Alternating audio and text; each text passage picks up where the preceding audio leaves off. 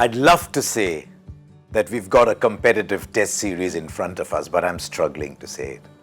India have become a powerhouse at home. Bangladesh in recent times have been struggling in the longer format of the game. They're without two key players. All of India's top players are in form. I'm afraid it's looking like there's one side that's going to dominate much more than the other.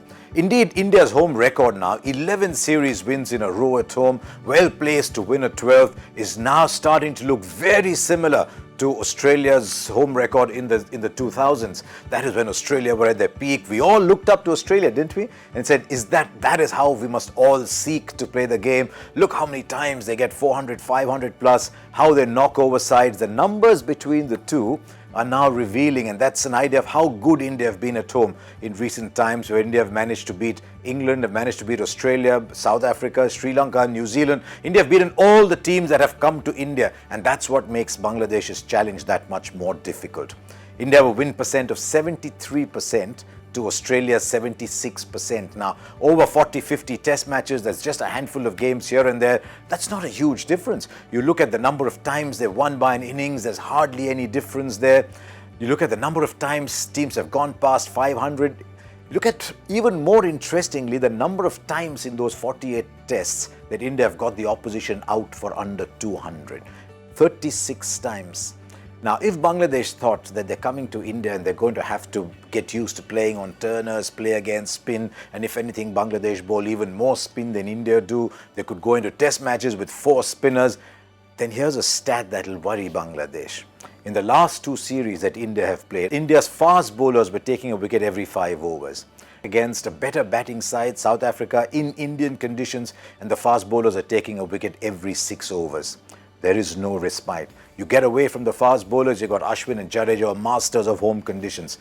The ball starts to reverse, you've got Shami, you've got Umesh, and Ishant is probably bowling the best of his career. You look at the ICC rankings as well, and I know I'm focusing more on numbers than on names because the numbers are telling such a powerful story. India's top 5 batsmen feature in the top 25 in the ICC rankings. Bangladesh don't have a single one. Their first is Mushfiqur Rahim. He comes in at 36. They might have had some representation if Tamim and Shakib were there, but no Tamim, no Shakib. And I think they'll miss them so much more. In T20 cricket, where 15-20 balls can make a difference, a Naeem can come in and, dare one say so, actually replace a Shakib and play an innings that Shakib could be proud of. But in the test match game, we've got to counter conditions. Experience becomes so handy. I think they'll miss Tamim and Shakib much more than they will than they would have in the T20 format. With the bowling itself, India have 5 bowlers in the top 25. Bangladesh have just a couple coming in right at the end, one at 23, one at 25. But there are other qualitative issues as well. In the series against South Africa, Virat Kohli got a double 100, Mayank Agarwal got a double 100, Rohit Sharma got a double 100. There were a couple of 50s for Cheteshwar Pujara, a century for Ajinkya Rahane. All of India's top 5 batsmen are in very good form indeed. We've talked about the bowlers. Bangladesh, on the other hand, they made a strange choice as captain.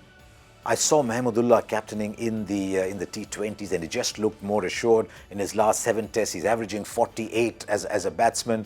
Mushfiqur Rahim, the other vastly more experienced players. His numbers against India are far better than his numbers against anybody else. And that's not just in T20 cricket. You can see that in test match cricket as well. And Bangladesh have appointed Mominul Haq as captain.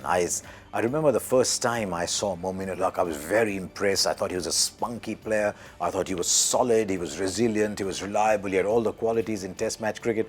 But his away record bears no comparison to his home record. In his last 11 innings away, he's averaging under 7. So one thing you will say that Mominul Haq will do better than that in this series, but when the captain himself is under so much pressure to score runs, then it's not great for the side that he is leading. India have played Bangladesh 9 times, haven't they? 7 times India have won, thrice by an innings, twice by 100 plus, twice by 9 wicket plus margins, 2 rained off games. Everything seems to be stacked against Bangladesh. So what can they do? Maybe they should just take the field and say, you know what? All these bloggers on CricBus think we've got no chance. Let's go play with an open mind. Let's play with a lot of freedom. They should have won. I thought they should have won the T20 series. I know it's a different contest, but let's go and play in a similar manner. If there's a turning track, let's use our spinners to get in. But it sounds very well. I think they're going to struggle. I'll be very, very surprised if India don't wrap up this series very quickly and register their 12th series win in a row.